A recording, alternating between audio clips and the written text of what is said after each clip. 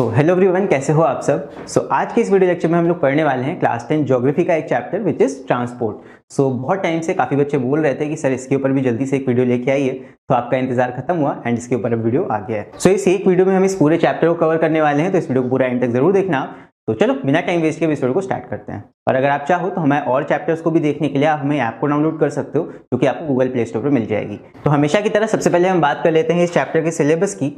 इस चैप्टर के सिलेबस में आपको वही सारी चीजें पढ़नी है जो एक्चुअली ट्रांसपोर्ट हैं। ट्रांसपोर्ट कई तरह के होते हैं, आप सबने रियल लाइफ में ट्रांसपोर्ट्स देखे होंगे।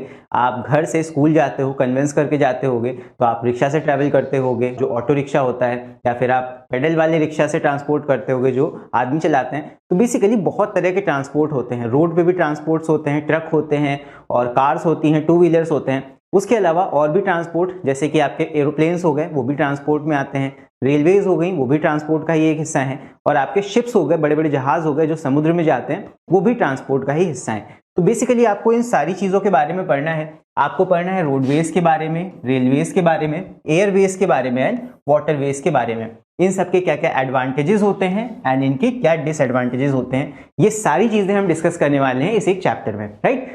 यहाँ पे थोड़ा सा आपको अपना दिमाग ओपन करके इमेजिन भी करते चलना पड़ेगा।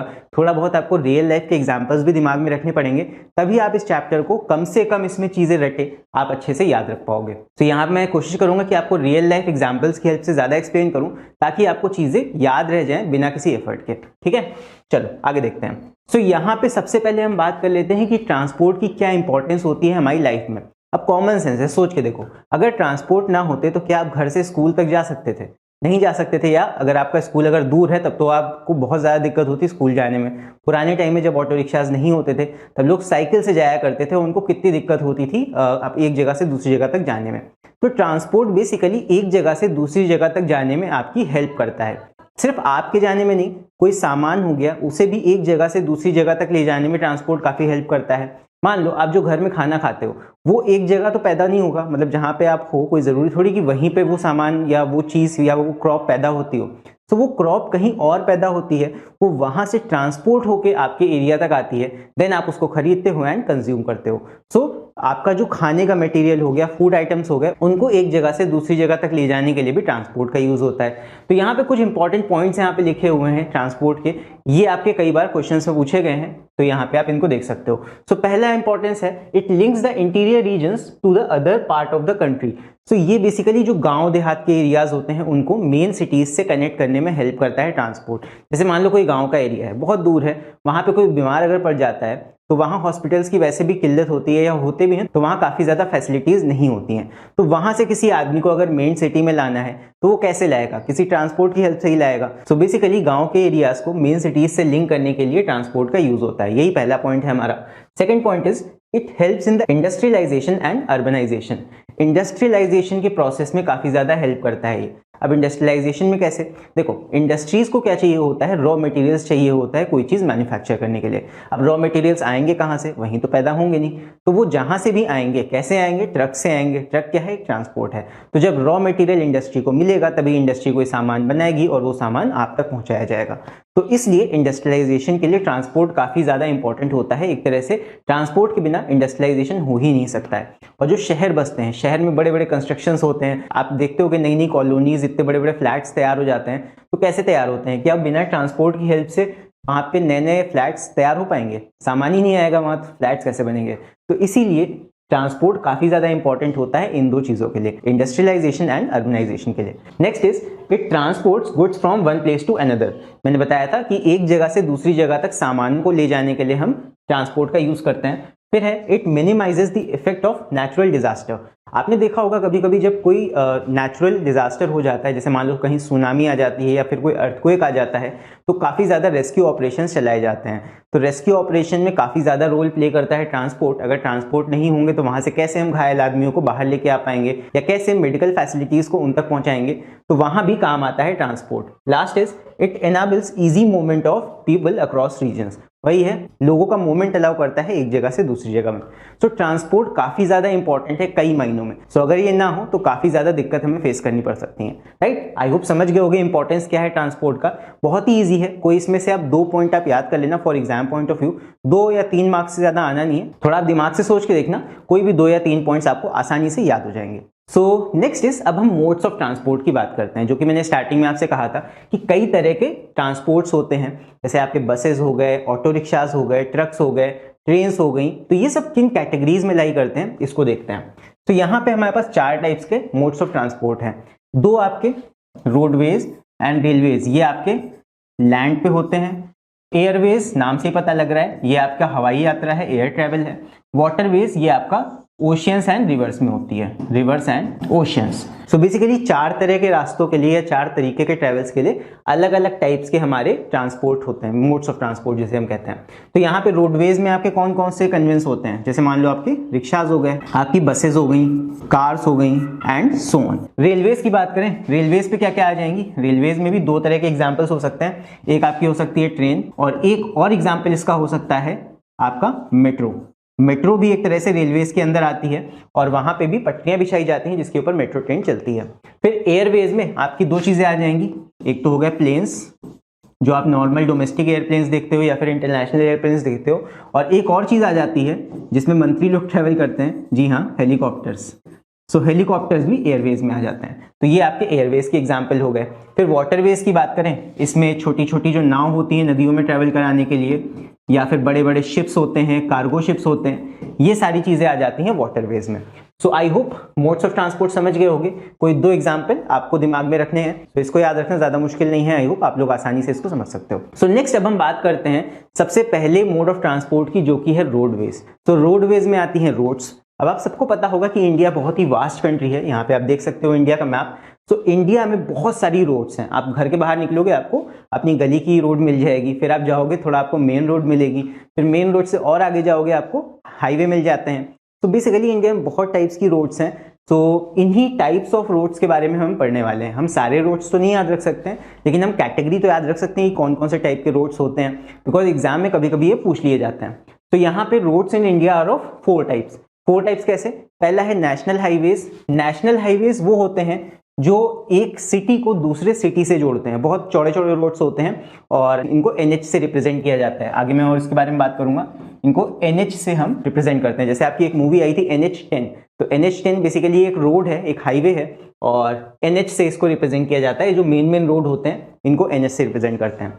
नेक्स्ट टाइप के रोड होते हैं स्टेट हाईवेज। स्टेट हाईवेज ये बेसिकली स्टेट गवर्नमेंट के द्वारा मैनेज किए जाते हैं, और नेशनल हाईवेज ये सेंट्रल गवर्नमेंट के अंदर आते हैं। फिर आती हैं डिस्ट्रिक्ट रोड्स, उसके बाद फिर रूरल रोड्स, जो गांव की रोड्स होती हैं, और बॉर्डर रोड्स भी होती हैं, इनके बारे में भी हम बात करेंगे। तो ये आपकी कैटेगरीज ऑफ रोड्स हैं डिफरेंट टाइप्स की। अब हम बात करते हैं सबसे पहले नेशनल हाईवेज की। तो नेशनल हाईवेज ये पूछा जा सकता है एग्जाम में, तो इसके कुछ इंपॉर्टेंट की पॉइंट्स आपको याद रखने हैं। जो नेशनल हाईवेज होते हैं ये क्या करते हैं? They run across the country and connect various cities. ये एक सिटी को दूसरे सिटी से कनेक्ट करते हैं एंड आर मैनेज्ड बाय या मेंटेन्ड बाय सेंट्रल गवर्नमेंट। ये सेंट्रल गवर्नमेंट के अंदर आते हैं। ये काफी इंपॉर्टेंट की पॉइंट है। ये एक सिटी को दूसरे सिटी से कनेक्ट करेंगे और सेंट्रल गवर्नमेंट के द्वारा मैनेज किए जाएंगे, और इनको हम बोलते हैं NH, नेशनल हाईवेज। ये की पॉइंट्स हैं, मैंने अंडरलाइन कर दी है, इनको एटलीस्ट आप याद कर लेना।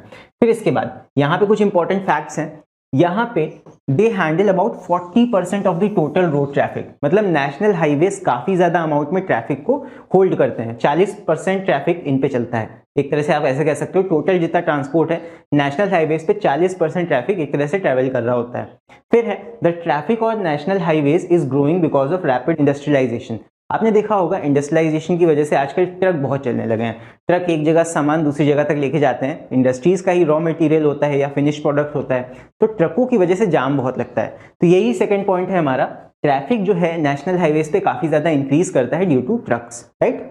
फिर है नेशनल हाईवे अथॉरिटी। ये काफी इंपॉर्टेंट पॉइंट है कि नेशनल हाईवे अथॉरिटी जो होती है ऑफ इंडिया, NHAI, NHAI वो आपकी संस्था है जो इन नेशनल हाईवेज को बनाती है एंड इनका जो रख रखाव है वो देखती है। तो ये MCQ में पूछा जा सकता है, काफी इंपॉर्टेंट पॉइंट है। NHAI का फुल फॉर्म बताओ, national highway authority of India, ये पूछ सकते हैं, तो इसको आप दिमाग में रखना। ये कब बना था? Was constituted in 1988। ईयर उतना खास नहीं है, लेकिन हाँ एटलीस्ट आप इसका फुल फॉर्म याद रखना। फिर है it is responsible for the construction of NH। So national highways को बनाने का जिम्मा जो होता है वो इन्हीं का है, and implementing projects which are related to the improvement of national highways। और नेशनल हाईवेज से जुड़े हुए जितने भी प्रोजेक्ट्स होंगे वो भी NHAI ही देखता है। तो ये गवर्नमेंट की संस्था है, सो इसका आप फुल फॉर्म जरूर से याद रखना। फिर आगे देखते हैं। Next is besides NHAI the public works department, एक PWD होता है, ये भी कभी कभी रोड्स का रखरखाव देखता है, PWD।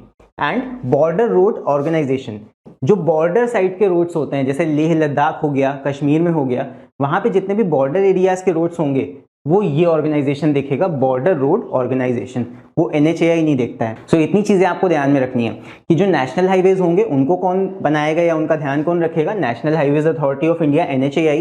फिर पब्लिक वर्क्स डिपार्टमेंट भी रोड्स का रखरखाव करता है, PWD।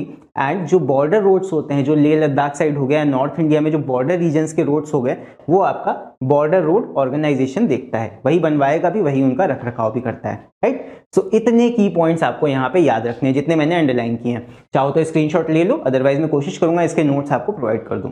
फिर लास्ट है, there are 2 major projects taken by NHAI, जो कि है golden quadrilateral and north south and east west corridor. अब ये दोनों ही काफी इंपॉर्टेंट हैं, ये 2 प्रोजेक्ट्स हैं जो कि NHAI के अंडर आते हैं। एक आपका है गोल्डन क्वाड्रिलैटरल यहाँ पे, और एक है north south and east west corridor. इनके बारे में हम बात करते हैं, और ये काफी ज्यादा इंपॉर्टेंट है एग्जाम पॉइंट ऑफ व्यू से, बिकॉज ये कई बार पूछे जा चुके हैं। सो इस बार भी हो सकता है पूछ लिए जाए, तो इनको एक बार आप जरूर से देख लेना। चलो इनकी बात करते हैं अभी। सो गोल्डन क्वाड्रिलैटरल, क्वाड्रिलैटरल क्या होता है आप सबने मैथ्स में पढ़ा होगा। यहाँ पे इंडिया का नक्शा देखो, यहाँ पे जो ब्लू कलर में रोड आपको दिख रहा है थोड़ा टेढ़ा मेढ़ा है, बट इसको आप सोच के देखो इस तरह, तो ये क्या फॉर्म कर रहा है? ये 4 साइड्स का एक फिगर है, और मैथ्स में हम 4 साइड के फिगर को क्या बोलते हैं? क्वाड्रिलैटरल। सो इसीलिए इंडिया में जो ये रोड्स इस तरह फॉर्म कर रही हैं स्ट्रक्चर, इसको हम बोलते हैं गोल्डन क्वाड्रिलैटरल। यहाँ पे आप देख सकते हो ब्लू कलर में रोड्स को यहाँ पे मार्क किया हुआ है, तो बेसिकली यही है गोल्डन क्वाड्रिलैटरल, जो कि मेन 4 सिटीज को जोड़ता है इंडिया में। देख लो, द गोल्डन क्वाड्रिलैटरल, ये रोड्स हैं, बहुत चौड़े चौड़े रोड्स होते हैं, they connect Delhi, Mumbai, Kolkata and Chennai. India के 4 बहुत बड़ी बड़ी शहरों को जोड़ता है ये, इसीलिए इसको गोल्डन क्वाड्रिलैटरल कहा जाता है। ये इन सिटीज को और बीच में आने वाली कई सारी सिटीज को जोड़ता है, तो एक जगह से मटेरियल दूसरी जगह जा सकता है, और लोग भी एक जगह से दूसरी जगह आसानी से ट्रैवल कर सकते हैं, बिकॉज काफी अच्छे रोड होते हैं, चौड़े रोड होते हैं ये। फिर है this highway connects major cities and ports, ports के साथ भी इनको जोड़ता है, मेजर सिटीज को। It provides support to truck transport, truck एक जगह से दूसरी जगह जाने के लिए बहुत चौड़े रोड्स की आवश्यकता होती है, मजबूत रोड्स की आवश्यकता होती है, तो उसको ये काफी ज्यादा सपोर्ट करता है। ये मैं कुछ इंपॉर्टेंस बता रहा हूँ, बिकॉज आपसे पूछा जा सकता है कि गोल्डन क्वाड्रिलैटरल की क्या इंपॉर्टेंस है। सो यहाँ पे अगला पॉइंट है, it enables industrial growth, industrial growth को एनेबल करता है, क्यों? बिकॉज ट्रक ट्रांसपोर्ट को ये हेल्प कर रहा है। फिर है provides transport of agriculture produce from the hinterland to the major cities and ports for export. So ये एक जगह की जो पैदावार होगी, जो क्रॉप का प्रोड्यूस होगा, वहां से दूसरे शहरों में ले जाने में भी ये काम आता है। तो कोई भी आप 2 पॉइंट यहाँ से याद कर लेना, 2 पॉइंट काफी होंगे। और यहाँ पे सिटीज आप याद रख लेना कि ये कौन से 4 बड़े बड़े शहरों को कनेक्ट करता है। तो यही है गोल्डन क्वाड्रिलैटरल, ये सड़कों का एक तरह से हम नेटवर्क कह सकते हैं, जो कि क्वाड्रिलैटरल के आकार में इंडिया को कवर करता है। आई होप क्लियर हो गया होगा गोल्डन क्वाड्रिलैटरल। ये NHAI द्वारा बनाया गया प्रोजेक्ट है, तो अगर पूछ लिया जाए कि गोल्डन क्वाड्रिलैटरल किसने बनवाया है, तो ये NHAI के अंडर आता है, national highway authority of India. चल आगे देखते हैं। सो नेक्स्ट हमारा जो प्रोजेक्ट है वो है north south east west corridor. ये क्या है? अब सोच के देखो, ये हमारा इंडिया है। अब इस इंडिया में इधर होता है नॉर्थ, इधर होता है साउथ, इधर होता है ईस्ट, एंड इधर होता है वेस्ट। तो नॉर्थ साउथ ईस्ट वेस्ट, नाम से पता लग रहा है ऐसा कॉरिडोर या ऐसा रोड्स का नेटवर्क जो नॉर्थ से साउथ तक जाता हो और ईस्ट से वेस्ट ऐसे आता हो। तो बेसिकली पूरे इंडिया को कवर कर रहा हुआ नेटवर्क ही है। और यहाँ पे नॉर्थ से साउथ और ईस्ट से वेस्ट इस तरह एक कॉरिडोर आपका रोड्स का जो नेटवर्क है वो ट्रेवल करता है। सो नॉर्थ में ये श्रीनगर से जाता है, श्रीनगर से होते हुए ये पूरा कन्याकुमारी तक जाता है साउथ में। उसके बाद ईस्ट से लेके, ईस्ट में आपका सिलचार से लेके वेस्ट में पोरबंदर तक ये पूरा नेटवर्क जाता है रोड्स का।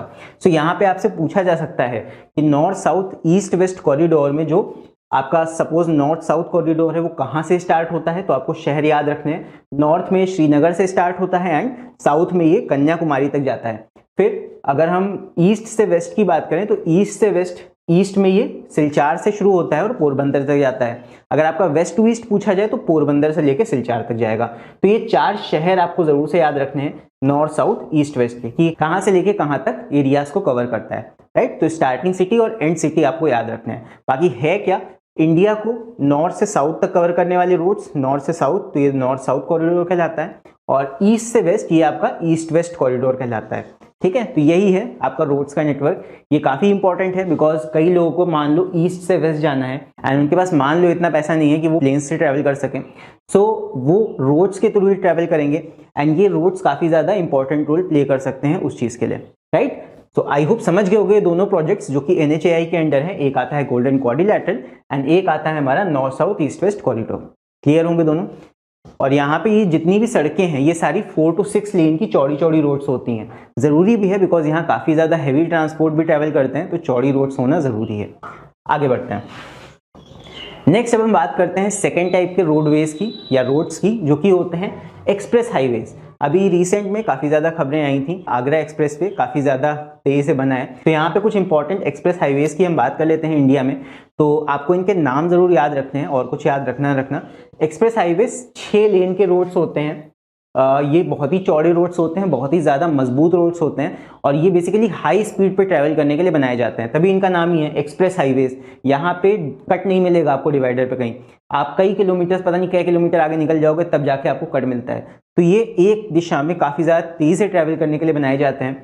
सो these express highways are 6 lane roads, 6 lane के बहुत चौड़े चौड़े रोड्स होते हैं, constructed to provide high speed movement without any obstacles like speed breakers. तो यहाँ पे स्पीड ब्रेकर्स नहीं मिलेंगे आपको, आप बहुत तेजी से ट्रैवल करके एक शहर से दूसरे शहर तक जा सकते हो जहां तक के लिए जाने के लिए बनाए गए हैं, राइट। नाम ही है एक्सप्रेस हाईवेज। तो कुछ एक्सप्रेस हाईवेज जो इंडिया में हैं वो देख लेते हैं। पहला तो है आगरा लखनऊ एक्सप्रेसवे, काफी ज्यादा अभी रिसेंट में ही बना है ये। फिर आता है यमुना एक्सप्रेसवे, यमुना एक्सप्रेसवे के बाद आता है अहमदाबाद वडोदरा एक्सप्रेसवे, फिर है Mumbai Pune expressway and Panipat expressway. So at least आप कोई 2 या 3 याद कर लेना। एक तो मुझे लगता है आगरा लखनऊ एक्सप्रेसवे बहुत आसानी से याद हो जाएगा, एक आपका यमुना एक्सप्रेसवे उसी के आगे कंटिन्यूएशन में है, ये 2 तो याद ही हो जाएंगे और कोई इन तीनों में से कोई एक आप याद कर लेना। तो एक्सप्रेसवेज के नाम काफी इंपॉर्टेंट है। बाकी इनकी कैरेक्टरिस्टिक क्या है कि 6-6 लेन के रोड्स होते हैं इसमें और यहाँ पे बहुत ही हाई स्पीड मूवमेंट होता है विदाउट एनी ऑब्स्टिकल। तो ये कुछ एक्सप्रेसवे की खास बातें होंगी। तो नेक्स्ट हमारे टाइप्स के जो रोड्स होते हैं वो होते हैं स्टेट हाईवेज। ये तीसरा टाइप था हमारा स्टेट हाईवेज। इनकी क्या खासियत है वो भी देख लेते हैं। तो these are constructed and maintained by state government. सबसे खास बात, जो हमारे नेशनल हाईवेज होते हैं वो सेंट्रल गवर्नमेंट के द्वारा देखे जाते हैं और जो हमारे स्टेट हाईवेज होंगे वो स्टेट गवर्नमेंट के द्वारा देखे जाएंगे।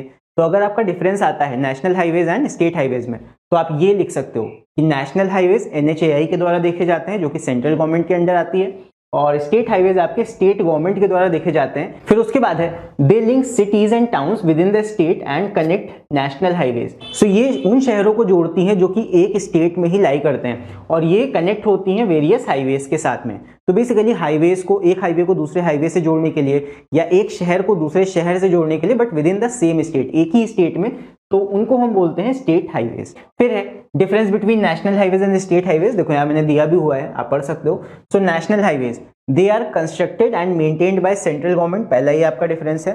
एंड जो स्टेट हाईवेज होंगे they are constructed and maintained by the state government. साफ है, नाम से ही पता लग रहा है। फिर है second, they connect major cities, industrial centres and pilgrim places across the country.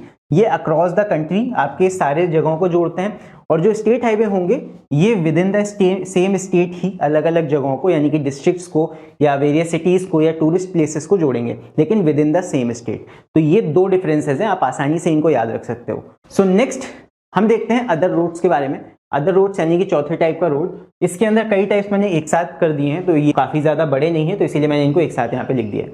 तो अदर रोड्स में पहला हमारा आ जाता है डिस्ट्रिक्ट रोड्स। नाम से पता लग रहा है within the same district जो रोड्स होंगी वो आपकी आएंगी डिस्ट्रिक्ट रोड्स में। These roads connect areas of production with markets in a district. एक ही डिस्ट्रिक्ट में जो बनेंगी रोड्स वो आपकी डिस्ट्रिक्ट रोड्स हो जाएंगी।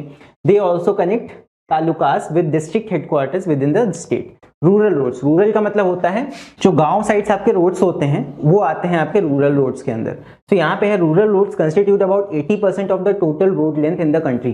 80% जो आपके रोड्स हैं वो रूरल रोड्स या ग्रामीण रोड्स के उसमें आते हैं। फिर है these roads facilitate the movement of agriculture produce and finished goods. So agriculture जो प्रोड्यूस होता है गांव में या फिर जो फिनिश्ड गुड होते हैं छोटे छोटे गांव कस्बों में, वहां से उन सामानों को शहरों तक लाने के लिए ये रूरल रोड्स काफी ज्यादा इंपॉर्टेंट रोल प्ले करते हैं। From the production centres to market centres. So basically छोटे छोटे गांव में ही ज्यादातर आपके प्रोडक्शन सेंटर्स होते हैं। गांव के लोग काफी चीजें बनाते हैं या पैदा करते हैं क्रॉप्स, और वहाँ जितनी भी इंडस्ट्रीज होती हैं वो भी कोशिश की जाती है कि मेन शहर से बाहर ही बनाई जाए। तो वहाँ से सामानों को मेन शहर तक लाने के लिए ये रोड्स काफ़ी ज़्यादा इंपॉर्टेंट रोल प्ले करती हैं। फिर आपकी Prime Minister's rural roads scheme जो कि लॉन्च हुई थी दिसंबर 2000 में by the government of India to provide connectivity to rural areas.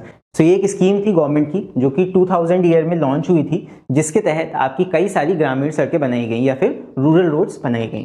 फिर इसके बाद अगले टाइप का रोड्स होता है हमारा बॉर्डर रोड्स। नाम से पता चल रहा है कि बॉर्डर रोड्स वो होती हैं जो आपकी बॉर्डर एरियाज में बनाई जाती हैं। तो ये बॉर्डर रोड ऑर्गेनाइजेशन, इसका आप नाम जरूर याद रखना, इसके तहत बनाई जाती हैं और मेंटेन की जाती हैं। It was set up to strengthen the defence of the country. So defence के अंदर आता है ये।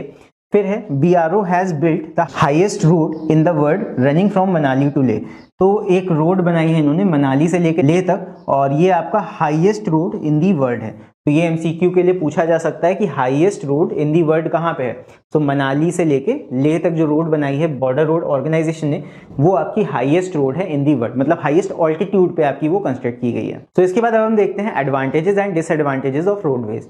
तो रोडवेज की कुछ एडवांटेजेस भी होती हैं, कुछ डिसएडवांटेजेस भी होती हैं। एडवांटेज क्या है कि सिर्फ रोड्स ही हैं जो सारे विलेजेस को कनेक्ट कर सकती हैं। कभी आपने ये नहीं सुना होगा कि आप एक शहर से दूसरे गांव प्लेन से जा सकते हो या गांव तक सीधे ट्रेन जाती है। कुछ गांव तक जाती भी होगी बट हर गांव तक आप ट्रेन नहीं पहुंचा सकते हो। लेकिन हाँ, सड़कें आपको एक जगह से दूसरी जगह ले जा सकती हैं और हर गांव को सड़कें ही कनेक्ट कर सकती हैं। तो सड़कें पहली बात सारे गाँवों को कनेक्ट कर सकती हैं, ये इनका एक एडवांटेज है। मतलब छोटे छोटे एरियाज को भी कनेक्ट कर सकती हैं, ये कहने का मतलब है। फिर है द कॉस्ट ऑफ कंस्ट्रक्शन। जो कॉस्ट होता है construction of roadways is much lower. Roads को बनाने का कॉस्ट बहुत कम आता है एज कंपेयर टू रेलवेज, या फिर आपको एयरपोर्ट बनाना हो तो उसके मुकाबले रोड्स काफी सस्ते पड़ते हैं। फिर है roadways can be constructed in hilly regions. हिली रीजन्स में भी इनको बनाया जा सकता है। पहाड़ी एरियाज में आप रोड्स को खोद खोद के आसानी से बना लोगे, टफ होता है बट बाकी चीज़ों के मुकाबले ये आसान पड़ता है। तो रोड्स को बनाना वहाँ भी आसान है कंपैरेटिवली। फिर रोडवेज सप्लीमेंट, ये काफ़ी इंपॉर्टेंट पॉइंट है। Roadways supplements other modes of transport. जैसे मान लो आप कहीं पे एक जगह से दूसरी जगह ट्रेन से गए, आप स्टेशन पे उतर लिए। अब स्टेशन से आपका जो गाँव है या जिस जगह भी आपको जाना है वो मान लो एरिया दूर है। मान लो यहाँ पे स्टेशन है, ये हमारा स्टेशन हो गया, यहाँ पे आप उतरे, यहाँ पे आप खड़े हो स्टेशन से उतर के, और आपको जाना है यहाँ पे आपका घर है। तो यहाँ तक कैसे जाओगे आप? सीधी सी बात है, पैदल जा सकते हो। पैदल भी कहाँ से जाओगे? फुटपाथ पे या किसी रास्ते से जाओगे ना। तो स्टेशन से घर तक जाने के लिए आप इस्तेमाल करोगे रोड का। आप चाहे कन्वेंस यूज करो तब भी आपको रोड का ही इस्तेमाल करना पड़ेगा। आपको स्टेशन से हेलीकॉप्टर लेके नहीं जाएगा घर तक, अगर आप मंत्री नहीं हो तो। सो बेसिकली आपको रोड्स की जरूरत पड़ती है। आप चाहे जहाज से जाओ, आप चाहे प्लेन से जाओ, कहीं भी आप उतरोगे वहां से फाइनल डेस्टिनेशन तक जाने के लिए आपको रोड्स की जरूरत पड़ती है। सो रोड्स बेसिकली सप्लीमेंट करता है दूसरे मोड्स ऑफ ट्रांसपोर्ट को। आप और किसी भी ट्रांसपोर्ट से जाओ, लेकिन जब तक रोड्स नहीं होंगी आप एक जगह से दूसरी जगह नहीं जा पाओगे। उसके अलावा आप सिर्फ मेन स्टेशन तक जाना हो तब बात अलग है, बट मेन स्टेशन से आपको कहीं भी जाना होगा आप रोड्स का ही इस्तेमाल करोगे। तो यहाँ पे है रोड सप्लीमेंट्स या roadways supplement the other modes of transport. ये काफी इंपॉर्टेंट है एंड ये क्वेश्चन स्पेसिमेन क्वेश्चन में पूछा भी गया है। Which mode of transport supplement the other modes of transport. तो हमेशा रोडवेज जो है वो दूसरे मोड्स ऑफ ट्रांसपोर्ट को सप्लीमेंट करती है या हेल्प करती है और मोड्स ऑफ ट्रांसपोर्ट में। ठीक है, जैसे और मोड्स ऑफ ट्रांसपोर्ट, आप प्लेन से कहीं गए, आप एयरपोर्ट पे उतर लिए, तो एयरपोर्ट से घर कैसे जाओगे? रोड से जाओगे। आप कहीं गए जहाज से, पानी वाले शिप से गए, आप पोर्ट पे उतरे, पोर्ट से घर तक कैसे जाओगे या कहीं और तक कैसे जाओगे? सीधी सी बात है, रोड से जाओगे। सो रोड्स काफी ज्यादा हेल्पफुल होती हैं, सप्लीमेंट करती हैं अदर मोड्स ऑफ ट्रांसपोर्ट में। फिर उसके बाद it provide link between railway station and ports to their hinterlands. So basically वही चीज है जो मैंने अभी यहाँ बताई है। फिर देखते हैं कुछ डिसएडवांटेज रोड के क्या होते हैं। तो many roads are unsurfaced and hence not suitable for regular vehicular traffic. अब आपने देखा होगा कई रोड्स कच्चे होते हैं, पक्के नहीं किए जाते हैं, सो वहां पे दे आर अनसर्फेस्ड। सो अनसर्फेस्ड रोड जो होते हैं काफी जल्दी खराब हो जाते हैं, तो इसीलिए वो ज्यादा हैवी ट्रैफिक के लिए नहीं बने होते हैं। ये एक डिसएडवांटेज है, आप सही से रोड नहीं बनाओगे तो रोड में गड्ढे आ जाएंगे, गड्ढे पड़ जाएंगे थोड़े टाइम बाद, जो कि इंडिया में काफी ज्यादा होता भी है। फिर उसके बाद roads are not properly maintained, roads की मेंटेनेंस नहीं की जाती है टाइम टू टाइम। एक बार बना दिया फिर भूल गए तो रोड में गड्ढे पड़ जाते हैं, लेकिन बनाया नहीं जाता है, जिसकी वजह से एक्सीडेंट्स भी काफी ज्यादा होते हैं। ये एक रोड्स का डिसएडवांटेज है। Many roads have inadequate capacity, कई रोड्स का कैपेसिटी जो होता है वो पूरा नहीं होता है एज कंपेयर टू ट्रैफिक जो आज इंडिया में है। फिर है the traffic on Indian roads specially in cities is very high. तो जो बड़े बड़े शहर है वहाँ ट्रैफिक काफी ज्यादा हाई होता है, जिसकी वजह से ट्रैवल करना काफी मुश्किल हो जाता है। वैसा इसीलिए है बिकॉज एक ही रोड पे आप देखोगे टू व्हीलर भी जा रहे हैं, फोर व्हीलर भी जा रहे हैं, ट्रक्स भी जा रहे हैं, रिक्शा भी जा रहे हैं, ई रिक्शा भी जा रहे हैं। तो जब सब एक ही रोड पे ट्रैवल करेंगे तो सीधी सी बात है traffic on Indian roads becomes very high, जो कि बड़े बड़े शहरों में देखा जाता है, is very high. So basically traffic की बहुत ज्यादा प्रॉब्लम रहती है, ये भी रोड्स के साथ एक प्रॉब्लम है। तो जो प्रॉब्लम्स है वो यहाँ पे हमने देख ली। कोई भी एटलीस्ट 2 प्रॉब्लम्स आप दिमाग में रखना, या इनको आप सोच के देख सकते हो कि रोड्स की क्या समस्या होती हैं। रोड्स पे गड्ढे बहुत दिखते हैं और रोड्स पे ट्रैफिक काफी ज्यादा होता है, तो ये आपकी डिसएडवांटेज आपको याद हो जाएंगे। सो नेक्स्ट इसके बाद हम देखते हैं रेलवेज के बारे में। सो रेलवेज इसके बारे में देख लेते हैं। So India has one of the largest and busiest rail networks in the world. India का जो रेल नेटवर्क है काफी ज्यादा बड़ा है, और ये इतना बड़ा है कि हम कह सकते हैं कि पूरी दुनिया में हमारा सबसे बड़ा रेल नेटवर्क है इंडिया में। New Delhi, Mumbai, Kolkata, Chennai have their own metro network. अब तो लखनऊ में भी मेट्रो आ गई है और कई शहरों में मेट्रो बनाई गई है। सो मेट्रो नेटवर्क्स भी छोटे छोटे शहरों में बनाए गए हैं। फिर है Indian railways help not only in the movement of people but also in the transport of goods. So सिर्फ लोगों के ट्रांसपोर्ट के लिए नहीं, सामानों का भी ट्रांसपोर्ट इंडियन रेलवेज के द्वारा किया जाता है। एक जगह से सामान दूसरी जगह ले जाना भी इससे सस्ता पड़ता है काफी। तो सामानों में क्या क्या आता है, such as fertilisers, agriculture produce and iron and steel products. तो ये सारी चीजें हम रेलवेज की हेल्प से एक जगह से दूसरी जगह तक ले जाते हैं। सो क्योंकि इंडिया एक बहुत बड़ी कंट्री है, सो इंडिया में रेलवे नेटवर्क बहुत ज्यादा फैला हुआ है। आप देखते होंगे लोग, कई सारे लोग एक जगह से दूसरी जगह जाने के लिए ट्रेन का यूज करते हैं, बिकॉज आप रेलवेज की अगर बात करो तो वो एयरप्लेन के कंपेरिजन में काफी ज्यादा सस्ता पड़ता है। तो इसीलिए काफी लोग, जो इंडिया के मेजॉरिटी लोग हैं, वो रेलवे से ही ट्रैवल करना प्रेफर करते हैं। सो रेलवे एक तरह से हमारी इंडिया का काफी ज्यादा इंपॉर्टेंट हिस्सा है। और रेलवेज की अगर हम बात करें तो पूरे इंडिया में जो रेलवेज फैली हुई हैं, मैं यहाँ ट्रेन्स की जो पटरियां होती हैं उनकी बात कर रहा हूँ, जो रेलवे की पटरियां फैली हुई हैं उनको हमने कई कैटेगरीज में बांट दिया है। सो उन्हीं कैटेगरी को अब हम देखने वाले हैं कि जो इंडिया में रेल की पटरियां बिछी हुई हैं वो किन किन टाइप्स की होती हैं। और ये एग्जाम पॉइंट ऑफ व्यू से काफी ज्यादा इंपॉर्टेंट क्वेश्चन है कि ये पर्टिकुलर जो इनके अलग अलग डिविजन्स हैं इनके बारे में आप बताओ, या इनकी जो चौड़ाई होती है वो कितनी कितनी होती है, वो अब हम देखते हैं। तो रेलवेज की अगर हम बात करें तो रेलवे के जो ट्रैक होते हैं, ट्रैक्स की हम बात करें तो ये 3 टाइप्स के इंडिया में यूज किए जाते हैं। सबसे पहला जो होता है, या सबसे ज्यादा मात्रा में जो इंडिया में फैला हुआ है, अब उसको हम बोलते हैं ब्रॉड गेज। तो ब्रॉड गेज का मतलब, ब्रॉड मतलब चौड़ा, गेज मतलब कितना ज्यादा उसमें डिफरेंस है, डिस्टेंस है। तो जो पटरियां होती हैं, जैसे मान लो ये रेल की पटरी मैंने बनाई, एक पटरी और दूसरी पटरी, तो ये जो 2 पटरियां होंगी रेल की इस तरह होती हैं, इसी के ऊपर पहिए ऐसे ट्रैवल करते हैं, और यहाँ पे लकड़ी के इस तरह ब्लॉक लगे होते हैं थोड़ी थोड़ी दूर पे। तो इनकी हम बात ना करें, अगर हम 2 रेल्स की बात करें, इनके बीच का डिस्टेंस कितना है, इनके बीच का ये जो डी है डिस्टेंस, ये कितना है, इसी को बोला जाता है गेज। कितना डिस्टेंस है दोनों के बीच। तो ब्रॉड गेज का मतलब ये पटरियां दूर दूर होंगी। तो जो आप देखते हो मेजॉरिटी जो ट्रेन की पटरियां होती हैं वो आपकी ब्रॉड गेज होती हैं, यानी कि काफी ज्यादा दूर दूर होती हैं। सो इसके बारे में देख लेते हैं। Almost all major rail routes, ज्यादातर इंडिया में जो मेजर रेल रूट्स हैं, हैव ब्रॉड गेज रूट्स। तो ब्रॉड गेज अब कर दिए गए हैं बिकॉज ब्रॉड गेज में पटरियां दूर दूर होती हैं, तो उस पर ट्रेन ज्यादा सेफली चल सकती है, ट्रेन के पलटने का जो खतरा होता है वो कम हो जाता है। सो ब्रॉड गेज, लेकिन यही है, बनाने में आपको मेहनत ज्यादा लगेगी, आपको मिट्टी दूर तक डालनी पड़ेगी, आपको पत्थर ज्यादा लगेंगे, आपको जो लकड़ी के पट्टे नीचे लगाने पड़ते हैं वो ज्यादा लगाने पड़ेंगे। फिर है it connects major ports with interior towns and industrial centres. तो काफी ज्यादा एरियाज को कनेक्ट करती है। It handles 85% of the total goods traffic in terms per kilometre. तो बेसिकली 85% आपका जो रूट है वो इसके द्वारा ही कवर किया गया है। फिर it is called Indian gauge. तो इंडियन गेज बोला जाता है।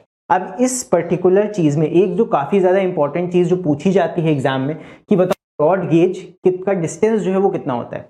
तो ब्रॉड गेज में जो रेल के बीच का डिस्टेंस होता है वो होता है 1.676 मीटर। ये आपको याद कर लेना है। मैं कहूँगा इसको चाहो तो रट लो, मैं बहुत कम बोलता हूँ कि मगअप कर लो, बट इस चीज़ को आप याद कर लेना कि ब्रॉड गेज जो रेल लाइंस होती हैं उनका जो डिस्टेंस होगा पटरियों के बीच का वो होता है 1.676 मीटर। तो ये आपको दिमाग में रखना है, एमसीक्यू के हिसाब से इंपॉर्टेंट है, या मान लो इसके ऊपर क्वेश्चन आ जाए कि आपसे पूछ लिया जाए कि बताओ इंडिया में कौन कौन से टाइप की जो गेज होती हैं या रेल्स होती हैं वो पाई जाती हैं। तो आपको पता होना चाहिए कि ब्रॉड गेज एक होती है, ब्रॉड गेज बहुत चौड़ी यानी कि दूर दूर पटरियां होती हैं, उसमें दोनों पटरियों के बीच का जो डिस्टेंस होता है वो 1.676 मीटर्स होता है। मतलब इतना लगभग दूर होंगे, आप हाथ से पूरा पाओगे इतना दूर होंगी पटरियां। तो ये बहुत ज्यादा डिस्टेंस हो गया, मतलब 1.5 मीटर से भी ज्यादा डिस्टेंस होता है पटरियों के बीच। चलो नेक्स्ट देखते हैं। नेक्स्ट होता है हमारा मीटर गेज। मीटर गेज को याद रखना काफी आसान है।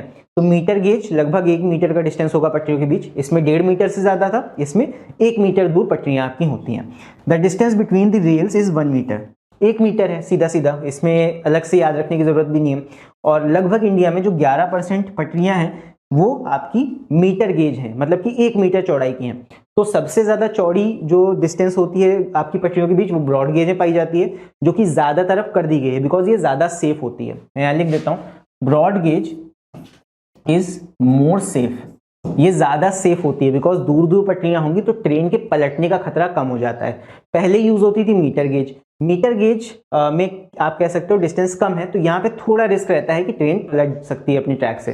तो पहले होता भी था, ट्रेन पलट जाती थी ज्यादा तेजी से अगर ट्रेवल करती थी, तो इसीलिए अब ब्रॉड गेज कर दी गई हैं सारी लाइंस को।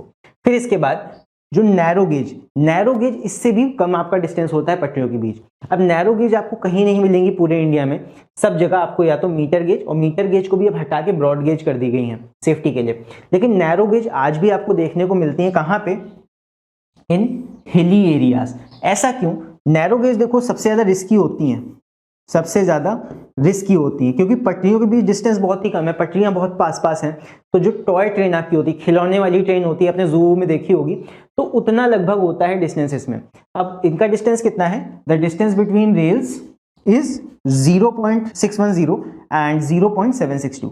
तो 0.610 मीटर्स एंड 0.762 मीटर, लगभग इतना होगा डिस्टेंस इनके बीच। अब ये हर जगह नहीं पाई जाती, इनको सिर्फ हिली रीजन्स में ही यूज किया जाता है। क्यों? बिकॉज हिली रीजन्स में ट्रेन की पटरियां बिछाना बहुत मुश्किल होता है।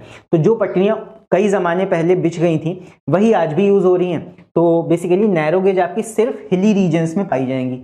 जैसे आप शिमला चले जाओ, शिमला में आपकी टॉय ट्रेन चलती है, वही आपकी नैरो गेज वाली ट्रेन हैं। आप यहाँ पे देख सकते हो, ये आपकी एक टॉय ट्रेन है। सो इन 3 तरह की पटरियां पाई जाती हैं इंडिया में, काफी ज्यादा इंपॉर्टेंट है। यहाँ पे चाहो तो मैं लिखे दे रहा हूँ इंपॉर्टेंट, ये एग्जाम में पूछा जा सकता है, एग्जाम पॉइंट ऑफ व्यू से बहुत इंपॉर्टेंट है। आपको तीनों टाइप्स का डिस्टेंस याद होना चाहिए, कितना कितना डिस्टेंस होता है। आपको सिर्फ ये याद रखना पड़ेगा और ये याद रखना पड़ेगा। मीटर गेज तो नाम से ही पता लग रहा है, मीटर गेज में 1 मीटर। आई होप क्लियर हो गया होगा। चाहो तो स्क्रीनशॉट ले लो, वरना मैं देखूंगा नोट्स प्रोवाइड कर दूंगा आप लोग को। सो नेक्स्ट अब हम बात कर लेते हैं advantage and disadvantage of railways की। सो अगेन यहाँ पे एडवांटेजेस क्या हैं? It transports raw material of production units and finish product to market. Basically raw materials को एक जगह से दूसरी जगह ले जाने में काम आता है। फिर है बल्कि goods can be easily transport over a long distance. Long distance का ट्रांसपोर्ट भी आसान होता है रेलवेज में। आपने एक जगह सामान रखा, पटरी बिछी हुई है, ड्राइवर को ज्यादा लेफ्ट राइट करने की जरूरत नहीं है, एक जगह से दूसरी जगह तक आसानी से आप बड़े बड़े सामानों को भी ट्रांसपोर्ट करा सकते हो from one place to another. Railways have brought villages closer to the cities. गांव को शहरों तक पास लाने में रेलवेज ने काफी ज्यादा हेल्प की है। हर गांव तक नहीं पहुंच सकती, बट कुछ गांव को ये पास ला सकती है शहरों के। It facilitates easy movement of people, police and defence equipment. तो काफी ज्यादा हेल्पफुल है बिकॉज ये सस्ती पड़ती है एज कंपेयर टू एरोप्लेन्स। तो इसीलिए ये इजी मूवमेंट अलाउ करती है लोगों का, पुलिस का एंड डिफेंस इक्विपमेंट्स का, एक जगह से दूसरी जगह तक। फिर है railway helps in reducing suffering during natural calamities. कोई नेचुरल डिजास्टर हो जाता है तो लोगों को बल्क में एक जगह से दूसरी जगह ले जाने में ये हेल्प कर सकती हैं। It provides for a comfortable journey even during nights. रात के दौरान भी आप रोड से जाते हो, रोड्स में ट्रैफिक हो सकता है, एक्सीडेंट हो सकते हैं, लेकिन रेलवेज में एक्सीडेंट के चांसेस काफी कम हो जाते हैं बिकॉज वहां पटरी पहले से बिछी हुई है, रास्ता पहले से तय है, बस ट्रेन को चलते जाना है आगे। तो रात का सफर इसमें काफी ज्यादा इजी होता है रेलवेज में। फिर देखते हैं इसके कुछ डिसएडवांटेज या कमियां। सो डिसएडवांटेज में पहला तो यही है कि railway tracks can not B laid down in हिली एंड रिमोट फॉरेस्टेड रीजन्स। मैंने ये बताया था कि पहाड़ी एरियाज में रेल लाइंस बिछाना बहुत मुश्किल होता है। तो railway tracks can not B laid down in हिली एंड रिमोट फॉरेस्टेड रीजन्स। आप जंगल में, जो दूर दूर के जंगल होते हैं, जैसे आपके पहाड़ी एरियाज हो गए वहाँ पे, या फिर असम साइड आप चलिए वहाँ भी पहाड़ होते हैं, और हिली एरियाज और फॉरेस्टेड एरियाज हैं, तो वहाँ पे पटरियाँ बिछाना बहुत मुश्किल है, तो वहाँ पे आप रेलवेज को नहीं ले जा सकते हो। फिर है every industrial town does not have railway track. जरूरी नहीं है जहां जहां इंडस्ट्री हो वहां रेलवे ट्रैक पहले से हो, तो ये एक डिसएडवांटेज हो सकता है। आप हर जगह रेल लाइन नहीं लेके जा सकते हो, बहुत ज्यादा दिक्कत आती है इसमें। फिर trains can not cross oceans. Common sense है ये कि समुद्र नहीं पार कर सकती आपकी ट्रेन, बहुत ज्यादा लंबे समय तक आप पुल बना के उस पर पटरी नहीं ले जा सकते हो समुद्र। तो यहाँ पे ओशियंस को क्रॉस नहीं कर पाएगी ट्रेन। एक देश से दूसरे देश में जाने के लिए आपको हमेशा प्लेन्स का ही इस्तेमाल करना पड़ेगा। फिर है train travel is long and tedious as compare to air travel. So जो रेल का सफर होता है, लोग जल्दी रेल से क्यों नहीं सफर करना चाहते हैं लंबी दूरी के लिए? क्योंकि जो इसका सफर होता है काफी ज्यादा लंबा बहुत पड़ता है, कई ज्यादा दिन आपको लगाने पड़ सकते हैं एक जगह से दूसरी जगह तक जाने के लिए, और यहाँ पे काफी ज्यादा थकान हो जाती है रेल का यूज करके या ट्रेन का यूज करके। तो ये कुछ डिसएडवांटेज है, एटलीस्ट 2 तो आप याद ही कर लेना, 3 याद कर लोगे तो ज्यादा अच्छा होगा। 2 एडवांटेज और कोई भी 2 डिसएडवांटेज आप दिमाग में रखना, बिकॉज एग्जाम में ये पूछे जा सकते हैं। आगे देखते हैं। सो आगे हमारा है एयर ट्रांसपोर्ट, यानी कि प्लेन्स की मदद से हम कैसे एक जगह से दूसरी जगह ट्रेवल करते हैं। तो बात करें एयर ट्रांसपोर्ट की, तो इंडिया में एयर ट्रांसपोर्ट ने प्रोग्रेस कब किया? आज़ादी के बाद। आज़ादी के पहले भी आप कह सकते हो कि अंग्रेज़ों ने एक जगह एयरलाइन शुरू की थी, बट वो ज़्यादातर सिर्फ कार्गो के लिए थी। बट मेनली अगर हम कहें कि इंडिपेंडेंस के बाद ही इंडिया में एयर ट्रांसपोर्ट की प्रोग्रेस हो पाई। फिर इसके बाद India has both domestic and international airlines. दोनों ही तरह की एयरलाइंस इंडिया में अब हैं, इंटरनेशनल फ्लाइट भी यहाँ से जाती हैं और डोमेस्टिक तो हैं ही। आगे the airports authority of India, ये काफी इंपॉर्टेंट पॉइंट है, was set up on 1 April 1995। So in airports authority of India, AAI, ये आपका MCQs में पूछा जा सकता है, या फिर AAI का फुल फॉर्म आपसे पूछ सकते हैं। एयरपोर्ट्स अथॉरिटी ऑफ इंडिया ही वो संस्था है जो कि इंडिया में एयरपोर्ट्स को मैनेज करती है, और यहाँ पे एयर ट्रैफिक जितनी सर्विसेज होती हैं, प्लेन्स को जमीन पे उतारना या एयर ट्रैफिक कंट्रोल जो आप कहते हो, वो सब अंडर आता है एयरपोर्ट्स अथॉरिटी ऑफ इंडिया के अंदर। तो AAI कब सेटअप किया गया? 1 अप्रैल 1995, ईयर आप याद रख लेना, और बाकी इसका फुल फॉर्म तो आप याद ही रखना। या मान लो क्वेश्चन ऐसे आ जाता है 1 मार्क्स का कि कौन सी अथॉरिटी इंडिया में है जो कि एयरपोर्ट्स को मैनेज करती है? It is airport authority of India. काफी ज्यादा इंपॉर्टेंट पॉइंट है, फिर से मैं बोलूंगा, इसको याद कर लेना। फिर इसके बाद है some airlines operating in India are Air India, Jet Airways, Go Air, SpiceJet and Vistara. तो कुछ एयरलाइंस के नाम आप यहाँ पे याद कर सकते हो, बिकॉज यहाँ पे ये पर्टिकुलर एयरलाइंस के कुछ एग्जाम्पल्स आपसे पूछ सकता है एग्जाम में। फिर इसके बाद पवन हंस हेलीकॉप्टर्स, ये फुल फॉर्म के लिए काफी ज्यादा इंपॉर्टेंट है, पवन हंस हेलीकॉप्टर्स लिमिटेड। तो पवन हंस नाम आप याद रख सकते हो, वो बेसिकली एक कंपनी है जो कि इंडिया में एस्टैब्लिश की गई थी ईयर 1985 में, with an aim to provide helicopter support services to the oil sector for offshore exploration. So ये एक कंपनी थी जो कि इंडिया में इस साल एस्टैब्लिश की गई थी, और बेसिकली ये जो हेलीकॉप्टर्स होते हैं उनको बनाने के लिए काम आती है, पवन हंस हेलीकॉप्टर लिमिटेड। यहाँ पे आपको ज्यादा कुछ इसके बारे में नहीं पता होना चाहिए, बट हाँ आप इसका यहाँ पे फुल फॉर्म जरूर से देख लेना, तो फुल फॉर्म पूछा जा सकता है, इसलिए काफी ज्यादा इंपॉर्टेंट है। और बाकी इससे भी ज्यादा इंपॉर्टेंट ये AAI का फुल फॉर्म जरूर से याद रखना। यही वो संस्था है जो इंडिया में एयर ट्रैफिक या फिर एयर ट्रांसपोर्ट को मेंटेन करती है, और जितने भी एयरपोर्ट्स हैं इंडिया में वो सब इसी के अंडर आते हैं। इसके बाद हम बात कर लेते हैं एडवांटेज एंड डिसएडवांटेजेस की। सो अगेन यहाँ पे भी कुछ एडवांटेजेस हैं, जैसे कि सबसे पहला, it is the fastest means of transport. एक जगह से दूसरी जगह अगर आप बहुत तेजी से ट्रैवल करना चाहते हो तो आप एरोप्लेन से ही जाओगे। It is also a prestigious and comfortable means of transport. So prestigious है, अमीर लोग ही ट्रैवल कर पाते हैं इस मीन्स से, एंड काफी ज्यादा कंफर्टेबल होता है as compare to railways and roadways. फिर regions which are covered with dense forest, desert and high mountain have easily become accessible because of air travel। अब ऐसे एरियाज जहाँ पे जंगल बहुत हैं या रेगिस्तान है या फिर हाई माउंटेन्स हैं, वहां पे ट्रैवल करना, आप रेल नहीं बना सकते, रेल की पटरियां वहां नहीं बिछा सकते, या फिर रोडवेज नहीं, रोड से नहीं ट्रैवल कर सकते, तो वहां पे प्लेन की मदद से ट्रैवल करना काफी ज्यादा कन्वीनियंट हो गया है, और ऐसे एरियाज या ऐसे आइलैंड्स अब एक्सेसिबल हो गए हैं। In case of natural calamity like floods when roads can not be used, relief work is carried with help of helicopters. आपने देखा होगा जो रेस्क्यू ऑपरेशंस होते हैं वो हेलीकॉप्टर्स की हेल्प से किए जाते हैं। सो नेचुरल कैलामिटी के केस में, जैसे फ्लड्स आ गए कहीं, तो वहां पे हेलीकॉप्टर्स का ही यूज किया जाता है टू रेस्क्यू पीपल। तो ये कुछ एडवांटेजेस हैं एयरवेज के, इसमें से भी आप कोई 2 याद कर लेना। फिर है डिसएडवांटेज, अगेन यहाँ पे भी कुछ डिसएडवांटेजेस हैं। पहला है इट इज द कॉस्टलीस्ट। अब ये ईजी तो होता है, तेज तो होता है, लेकिन उसकी भी कीमत चुकानी पड़ती है। इट इज द कॉस्टलीस्ट, सबसे महंगा वे ऑफ ट्रांसपोर्ट है हमारा एयरवेज।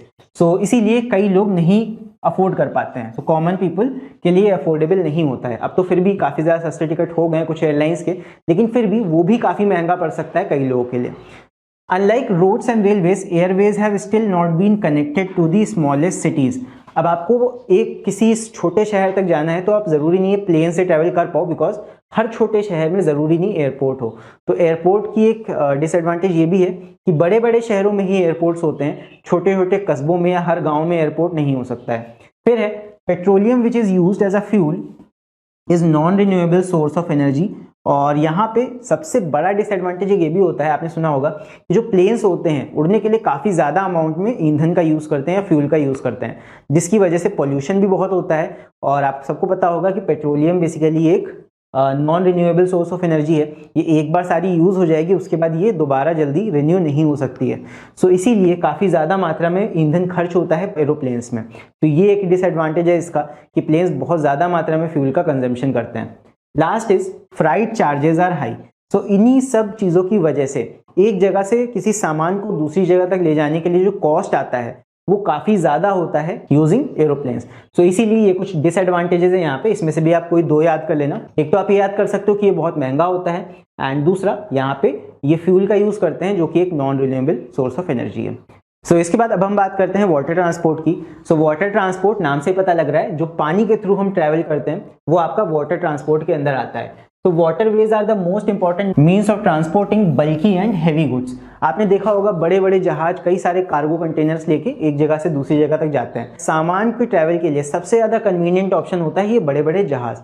आप कार्गो कंटेनर्स रख दो इनके ऊपर, फिर एक कॉन्टिनेंट से दूसरे कॉन्टिनेंट तक ये आसानी से उस सामान को लेके पहुंचा देते हैं। तो basically bulky and heavy goods के ट्रांसपोर्ट के लिए वाटर ट्रांसपोर्ट इज बेस्ट कहा जाता है इनको। इट इज फ्यूल एफिशिएंट होता है, प्लेन्स के मुकाबले तो बहुत ही कम ईंधन ये खाते हैं, and environment friendly means of transport.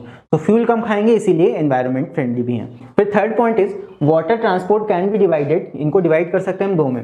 एक होता है इनलैंड वाटरवेज जो कि आपका होगा रिवर्स में, मान लो नदी में आप कोई नाव चला रहे हो, लेक में चला रहे हो, या फिर आप कैनाल्स हो गई, इनमें कोई अगर नाव चला रहे हो तो वो इनलैंड वाटरवेज के अंदर आती हैं। लेकिन अगर आप किसी कंट्री के बाहर किसी ओशियन में नाव चला रहे हो या शिप चला रहे हो उसको हम बोलेंगे ओशियनिक वाटरवेज। इसमें आपकी शिप्स आ जाएंगी और बोट्स भी आ जाएंगी जो आप ओशियन में ट्रैवल कर रहे हो, तो ये ओशियनिक वाटरवेज हो गई। तो वाटरवेज को हम दो टाइप्स में बांटते हैं, inland waterways and oceanic waterways. देखते हैं इनमें।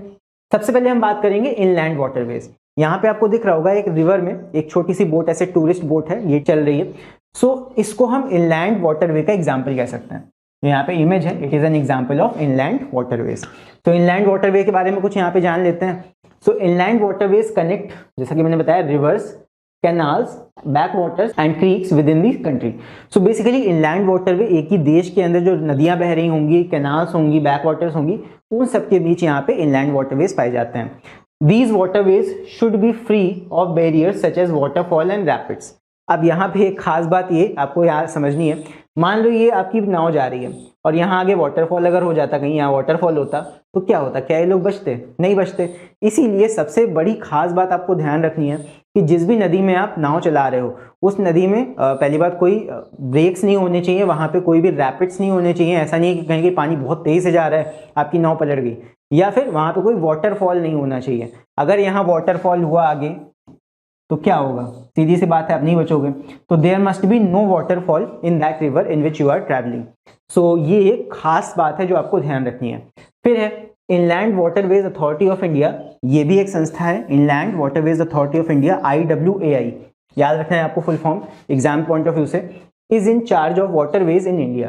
तो ये संस्था है जो कि वाटरवेज को ऑर्गेनाइज करती है या मेंटेन करके रखती है। नेक्स्ट, इसके बाद अब इंडिया में बहुत सारे वाटरवेज हैं, लेकिन आपको वाटरवेज के नाम नहीं याद रखने, कई सारे जोन्स हैं।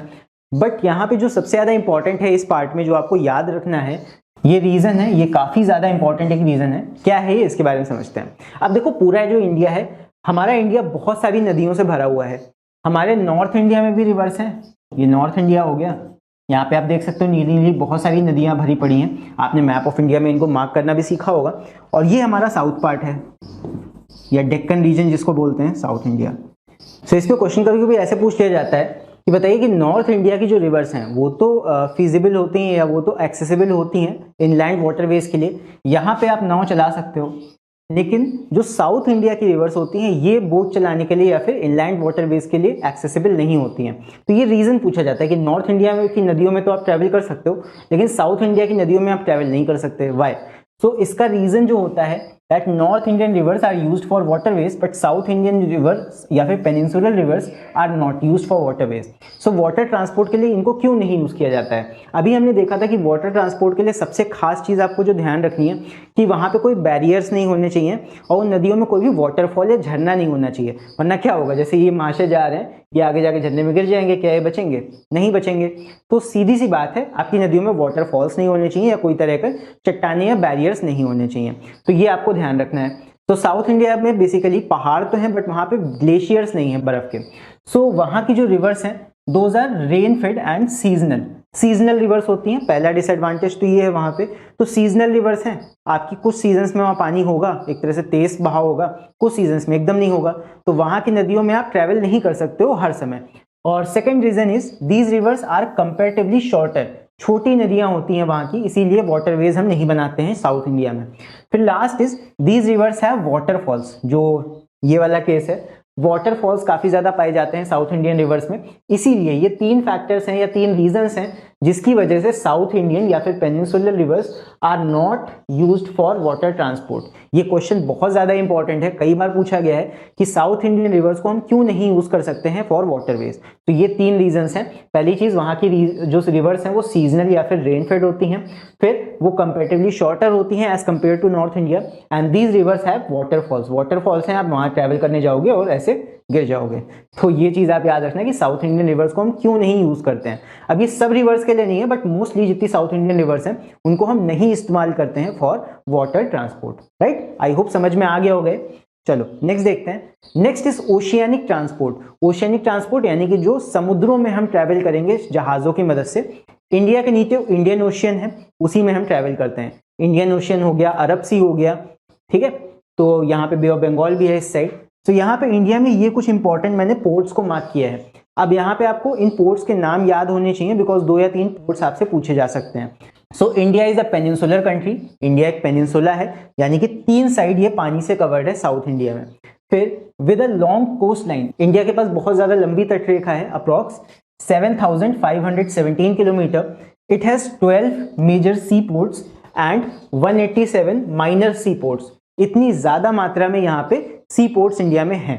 फिर some of the major sea ports in India, यहाँ पे कुछ मैंने मेजर सी पोर्ट्स को यहाँ पे मार्क किया हुआ है। आपको सारे याद रखने की जरूरत नहीं है बट एटलीस्ट 2-3 आप याद कर लेना। जैसे कि आपका एक मुंबई वाला पोर्ट हो गया, आपका कोलकाता का पोर्ट हो गया, हल्दिया हो गया, एक और यहाँ पे याद रख सकते हो, चेन्नई का याद रख लेना। सो इस तरह 3 या 4 आप याद कर लेना, एग्जाम पॉइंट ऑफ व्यू के लिए इंपॉर्टेंट हो सकते हैं। और ये कहाँ कहाँ है ये मैंने इस मैप पे मार्क कर दिए हैं, चाहो तो यहाँ से देख सकते हो। चलो नेक्स्ट देखते हैं। Next are the advantages and disadvantages of waterways. इसकी भी कुछ एडवांटेज होंगी एंड डिसएडवांटेज होंगी। तो एडवांटेजेस में पहली चीज, it is the cheapest means of transport, सबसे सस्ता है ये, और it is suitable for carrying heavy and bulky materials. आप पानी के जहाज में कार्गो लाद दो, सामान लाद दो, फिर एक कॉन्टिनेंट से दूसरे कॉन्टिनेंट तक बहुत आसानी से आप भारी भारी सामानों को पहुंचा सकते हो। सो उसके लिए कन्वीनियंट है। इट इज फ्यूल एफिशिएंट, ये मैंने सबसे पहले बताया था, फ्यूल एफिशिएंट होता है इसीलिए इको फ्रेंडली भी होता है। इसमें काफी कम फ्यूल खर्च होता है एज कंपेयर टू एरोप्लेन्स। फिर है it is safe and less traffic in comparison to roads and air transport. तो यहाँ ट्रैफिक काफी कम होता है। पूरा जो वर्ल्ड है वो 70% तो आपका वाटर है जिसमें ज्यादातर ओशियंस हैं। तो ओशियन में बहुत लेस ट्रैफिक होगा, वहां आप बहुत आसानी से कन्वीनियंटली ट्रैवल कर सकते हो। ये एक इसका प्लस पॉइंट है। कोई भी 2 आप याद कर लेना, ठीक है, कोई से भी। फिर डिसएडवांटेज की बात करें, so it is dependent on whether. बहुत ज्यादा वेदर पे डिपेंडेंट होता है। अगर समुद्र में मौसम खराब हो तो वहां पे ट्रैवल नहीं कर सकते हो, वरना आपका जहाज डूब भी सकता है तूफान में। It involves long hours of travel which causes sickness. So sea sickness कई लोग को हो जाती है लंबे सफर में, ये एक इसका डिसएडवांटेज है। Now it is limited to areas where rivers are navigable and where oceanic routes exist. So इसका एक डिसएडवांटेज यही है कि ये उन्हीं जगहों पे पॉसिबल है जहां पे किसी कंट्री के अगल बगल कोई ओशियंस या फिर सीवेज हैं। तो तो ये कुछ डिसएडवांटेज है, कोई भी दो आपको जो आसान लगे वो आप याद कर सकते हो। इसके बाद यहाँ से काफी ज्यादा जो इंपॉर्टेंट क्वेश्चन पूछा जाता है वो ये कि what is the difference between a port and a harbour. ये काफी बार पूछा जाता है। सो क्या होता है पोर्ट, क्या होते हैं port are man made commercial places built along the coast line, ये मैन मेड होते हैं। हार्बर्स आर नेचुरल और created places connecting a piece of land with a large water body which serves as a port. So harbours क्या होते हैं basically natural भी हो सकते हैं, मैन मेड भी हो सकते हैं, जहां पे लैंड होगा और सी आपका दोनों चीजें कनेक्ट हो रही होंगी, जहां पे जहाज आके खड़े हो सकते हैं। फिर है the main purpose of port is loading and unloading of cargo ships. Ports का मेन काम होता है कार्गो शिप्स या जो सामान वाले शिप्स होते हैं वहां से सामान को लादना और उतारना। लेकिन हार्बर्स की हम बात करें तो हार्बर्स को आप ऐसे समझ सकते हो they are utilised for safe parking and anchorage to ships. यहाँ पे आप देख सकते हो नीचे एक हार्बर का एग्जाम्पल है। हार्बर पे बेसिकली हम जहाजों को खड़ा करने के लिए एंकर लगा के लंगर डाल के वहां खड़ा करने के लिए इस्तेमाल करते हैं। और वहीं पे हम बात करें पोर्ट की तो पोर्ट का मेन पर्पज होता है loading and unloading of cargo ships. Load and unload करने के लिए ज्यादातर इनका यूज किया जाता है। तो यहाँ पे ये दो डिफरेंसेस हैं पोर्ट एंड हार्बर के बीच। आप देख सकते हो पोर्ट कुछ इस तरह का दिखता है, यहाँ सामान उतारा लादा जाता है, और हार्बर की बात करें तो यहाँ पे जहाज आपके पार्क करने के लिए इस्तेमाल किए जाते हैं। सो आई होप समझ में आ गया होगा ये भी आप लोग को। सो इसी के साथ हमारे यहाँ पे चैप्टर खत्म होता है। सो आई होप आप लोग को ये चैप्टर अच्छे से समझ में आया होगा। सो अगर ये चैप्टर समझ में आया हो तो इस वीडियो को लाइक जरूर करना, और बाकी आप लोग को वीडियो कैसा लगा आप लोग मुझे कमेंट्स में जरूर बताना। सो इसी तरह अगर आप ज्योग्राफी के और भी चैप्टर्स को देखना चाहते हो तो आप हमारी ऐप पे या फिर हमारी वेबसाइट पे हमारी ज्योग्राफी के कोर्स को एनरोल कर सकते हो। उसमें आपको और भी चैप्टर्स का एक्सप्लेनेशन इसी तरह मिल जाएंगे, या फिर आप चाहो तो हमारी प्लेलिस्ट को भी देख सकते हो जहाँ पे आपको काफी चैप्टर्स यहाँ भी मिल जाएंगे। सो इसी के साथ चलो मिलते हैं फिर अगले वीडियो में। Till then take care, see you and bye bye.